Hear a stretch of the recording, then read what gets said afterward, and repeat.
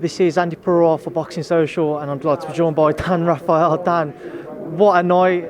I'm still kind of trying to get the words together myself because I, as much as everybody else, was not anticipating that type of outcome from a victory for Andy Ruiz Jr. Just talk to me about the fight and Andy Ruiz Jr.'s victory over Anthony Joshua.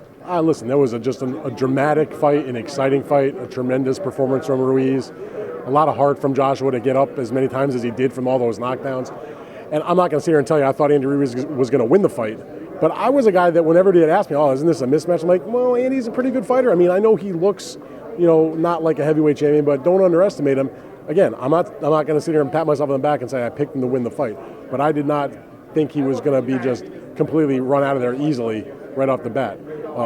But I didn't expect this either. So, credit to Ruiz. He lived, he wanted this fight when Miller dropped out. He sought it out. He was very confident. He was poised. And when I saw him on the canvas, Joshua, it made me think of a conversation I had with Eddie Hearn a week earlier when he was promoting the Devin Haney fight in Oxon Hill, Maryland, which is near where I live. So I was there and I sat down with Eddie to get some material for this fight week. And I asked him about the change of opponents, and he's like, they wanted a real guy, not just a walkover. And he kept saying to me, and it was ringing in my ears when Joshua was getting off the deck, that Ruiz was the kind of fighter that wasn't going to be impacted by the bright lights, just didn't give a darn about it. He was just going to come here and be like, yeah, happy-go-lucky. I'm going to Madison Square Garden to fight for the heavyweight title. I'm going to knock this MFR out. And that's exactly what he did. Now, don't get me wrong, it was a brilliant performance from Andy Ruiz Jr. Nobody can take anything away from him. But when watching Anthony Joshua, what were the critical points that you'd make of his performance? He seemed very stiff. He just didn't seem like himself. He just couldn't really, had no head movement, no footwork. I couldn't really work out what he was trying to do. I didn't really notice that particular. I mean, he sure looked good when he put him on the deck in the third round, and everybody thought he was going to end the fight right there. So, I don't buy into he didn't look like himself. He didn't, do this with his left or his right or his footwork was. I don't buy into that. And I'll take Eddie at his word when he came out to the press conference after the fight where we're standing and basically said, I wish I could tell you that he had a terrible camp. I wish I could tell you that he had injuries. I wish I could tell you that, but it's just not true. So sometimes guys just lose. It's boxing. You got two big guys throwing punches at each other's heads, and when they land the right way, puts a guy away. How big a setback is this for Anthony Joshua in regards to rebuilding? Is it as simple as just having this rematch by making good of a rematch clause, or is it going to be a bit longer than that just to re-establish himself as one of the top contenders in the division? Well, I mean, you can't sugarcoat it. It's a horrendous, horrific, career-altering setback, obviously. But guys have lost fights and come back. I mean, I think of covering Lennox Lewis when he got knocked out by Rockman. People thought, okay, it might be near the end. Came back, he scored an emphatic knockout in the rematch and went on to have other huge wins in his career, including against Mike Tyson.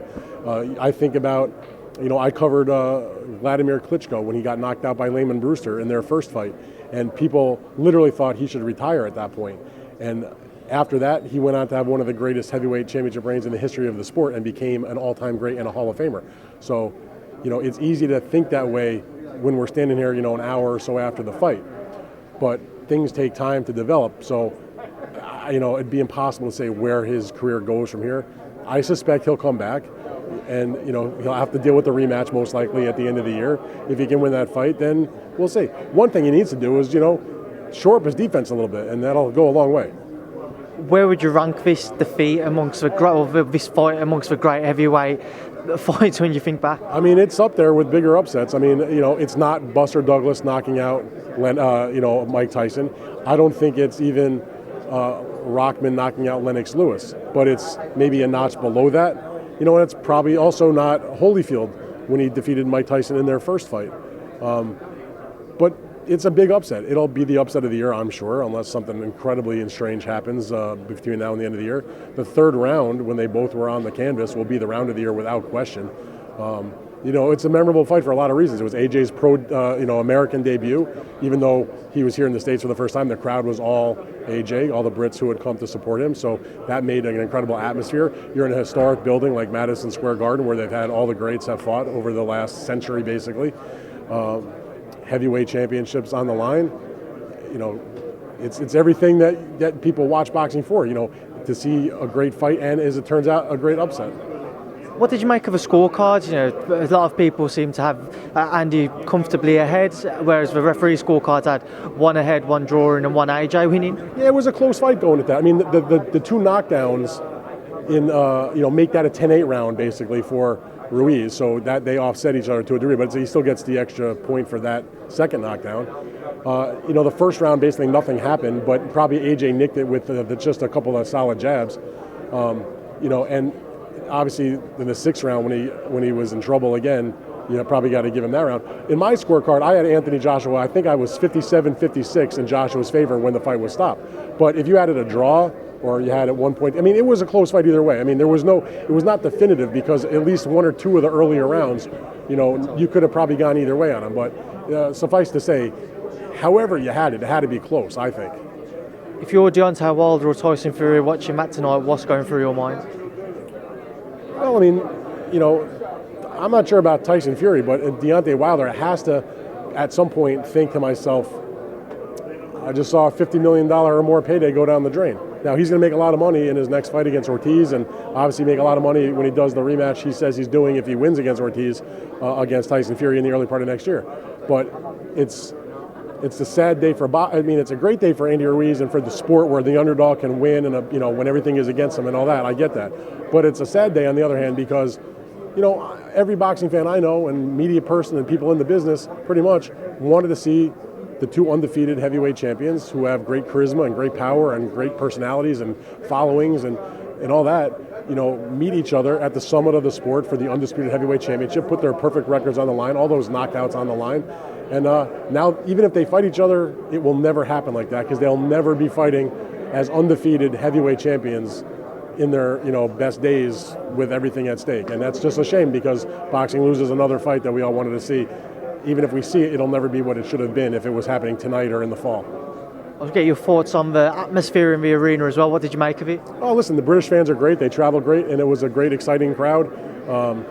I was talking to one of the friends of mine that works at Madison Square Garden, who I've known for my whole career, and I said to him, I've covered basically every fight in this main arena, other than one or two or three, for 20 years.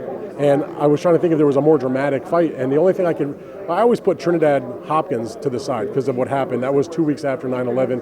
Everybody was an emotional wreck, and there were so many things going on. So that's a special situation. But besides that, I couldn't really come up with one except maybe, and I don't even think it was as dramatic, it was probably maybe the rematch between Miguel Cotto and Antonio Margarito. But just for pure action and upset and excitement and the atmosphere, I think this might be the number one, of at least ones I've covered. And just to quickly work for the rest of the card, Callum Smith making his US debut as well. What did you make of his victory over Hassan Endam?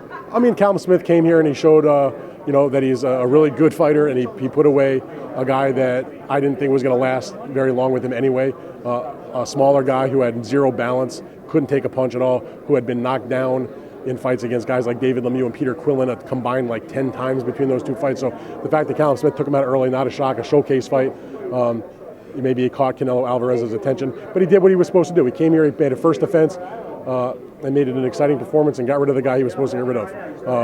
And I know you're going to ask me about Katie Taylor. Yeah. That was the best women's fight I have ever seen, I think. And, Katie's not always been in barn burners, but that was something else. That was both her and Pursoon. They put up a tremendous battle, a great fight. I thought that Pursoon deserved the decision, as did pretty much everybody I was sitting around and near. I understand they had Pursoon also ahead on television. The scoring, it seemed like she won. If you look at the folks that were telling you what they thought on Twitter, close. But I had Katie losing the fight, 6 rounds to 4. And Katie was classy afterwards. She said if she wants to do a rematch, she'll do a rematch. So maybe we'll see a second helping of Katie Taylor versus Pursoon, and also a second helping of Anthony Joshua against Andy Ruiz. And finally, before I do let you shoot off, because I've taken enough of your time this week, Dan, Tommy Coyle and Chris Algieri, your thoughts on that one? I've always liked Coyle. He's a fun fighter. He's an action fighter. He's an honest fighter. He comes to fight every time. I was at the fight in Boston against Blazewski that he put up a good performance. The fight he had a few years ago with Brizuela was an unbelievable battle. He's a real fight fans fighter. Chris Algieri kind of overpowered him a little bit, which is a little surprising because Chris will be the first to admit he's not a big puncher. But Chris's post-fight comments said his whole camp, he thought he was going to get a knockout. He said he was going to get the knockout. He trained to get a knockout. And, Coyle seemed a lot smaller in there, and he's not as quick, and I don't think he's as skilled. And, no one is going to have a bigger heart than Tommy Coyle. But in the end, the better guy won the fight. Well, Dan Rafael, it's been a pleasure to speak to you this week, and as always, thanks for speaking to Boxing Social. My pleasure. Thank you.